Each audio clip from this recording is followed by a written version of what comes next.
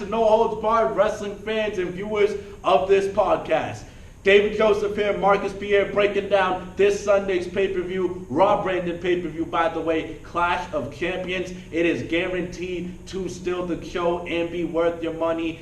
However you're going to watch it, I really recommend you tune in to see this pay-per-view. The first match that we're breaking down and predicting is The Club versus the WWE World Tag Team Champions with the title on the line, The New Day. Marcus, I'm sure you got a lot to say about this. Too much to say. Your predictions. I have way too much to say about this whole feud in itself. I'm just going to get right into it. The New Day are going to retain because the New Day are just that awesome and that good, and, you know, they're definitely formidable. The Club, I just have to address this, guys. The elephant in the room, the donkey in the room, the giraffe, the lion, the tiger, the bear, everything, every animal in the zoo. The Club is a bust, ladies and gentlemen. You're hearing it here on this podcast. They're not over. They're not connecting with the crowd. I don't care if they come from Ring of Honor or New Japan Pro Wrestling. They're just not doing it.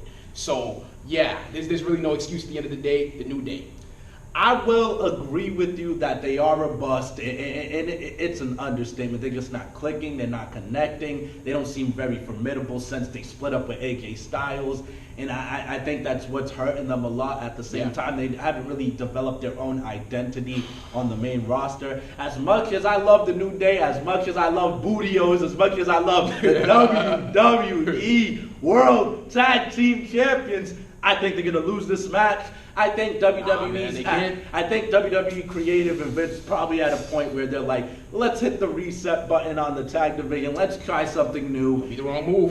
The New Day is always going to make us money. They made their money. They're selling their merchandise. Maybe it's time for them to face some adversity and chase the titles instead. If I had it my way, they would still win and retain the titles because they're that entertaining. They're that hot. But I wouldn't be surprised if the WWE feels the Club needs something, and that something is the tag straps. Honestly, nah, man, they just wouldn't deliver. Seriously, they would just look like the guys at the WWE. They would be shoved down our throats. That's how it would come off. Seriously. But all in all, I think the New Day will retain. All right, moving on to the next match, has potential to steal the show. Absolutely. Young upstart and the winner of the Cruiserweight Classic, TJ Perkins, goes one-on-one with the veteran, the Wizard of Odd, the Brian Kendrick. Not Brian Kendrick, it's the Brian Kendrick. That's right. This match is for the newly crowned Cruiserweight Championship. The Cruiserweight division is back, if you weren't aware. And how I look at it is, now that the Cruiserweight division is back, the WWE loves to bring publicity to their new divisions and their new concept. What better way to do that than to put it on the man who's established to the casual viewers, to put it on a man who's recognizable like the Brian Kendrick. Let's not forget this guy was a part of that hot tag team with Paul London where they held the titles, like, I'm pretty sure over a year on SmackDown. And he's known around the world. He's known to be HBK's protege, and I just think the WWE, they love the mainstream appeal and the mainstream relevance. They would give it to the Brian Kendrick because he's a safer move, and it'll get them, more publicity. You know what? I wouldn't be mad at that move, but I just think that they need TJ Perkins. He needs to win his first match, just look strong in front of the viewers. I just had an idea with Brian Kendrick. You know what they should do? Have Braun Strowman be the manager of Brian Kendrick, kind of like Ezekiel Jackson and Brian Kendrick. You see what I'm saying? He helps him win his matches. He looks very strong.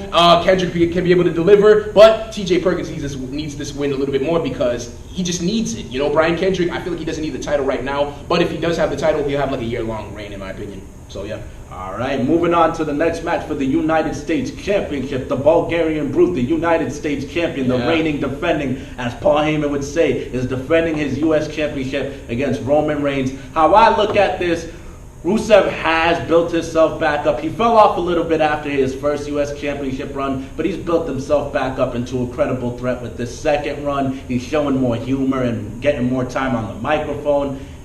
Reigns, on the other hand, is continuing to be a consistent go-to guy, whether it's the main event or the mid-card. And let's be honest, Marcus, the WWE kind of skipped a step with building Roman Reigns' career. He should have had a mid-card run already. Absolutely. But since he hasn't, I think this is a chance to salvage that. And he could go back and bring prestige to the U.S. title, kind of like John Cena was doing a lot last year.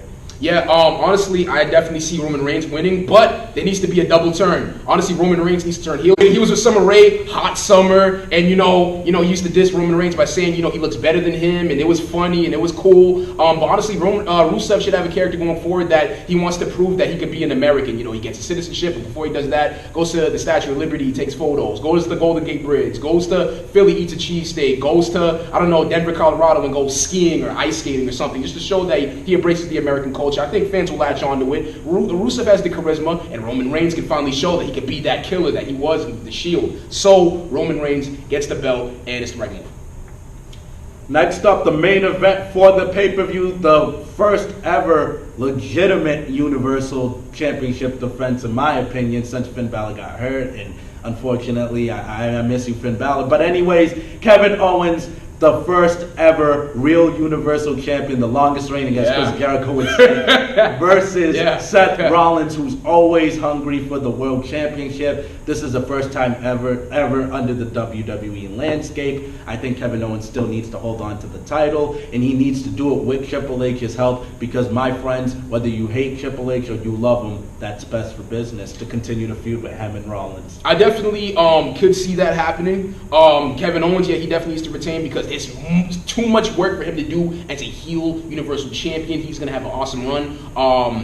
Seth Rollins, he's going to go off in that feud with Triple H. And honestly, these guys are going to have an awesome match. Honestly, 10 stars. I've been following these guys since like Ring of Honor, and it's so deserving that they have the spot right now. This match, honestly, there's not much to say about it, Kevin Owens, but this is going to be a great match. And definitely it's going to be the icing on the cake for Clash of Champions.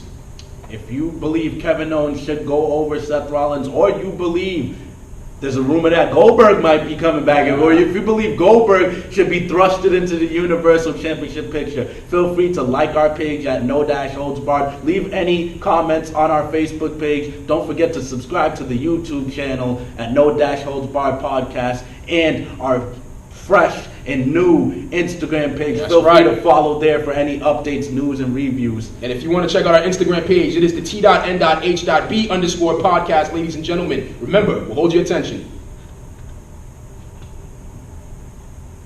Let's go. Mission accomplished.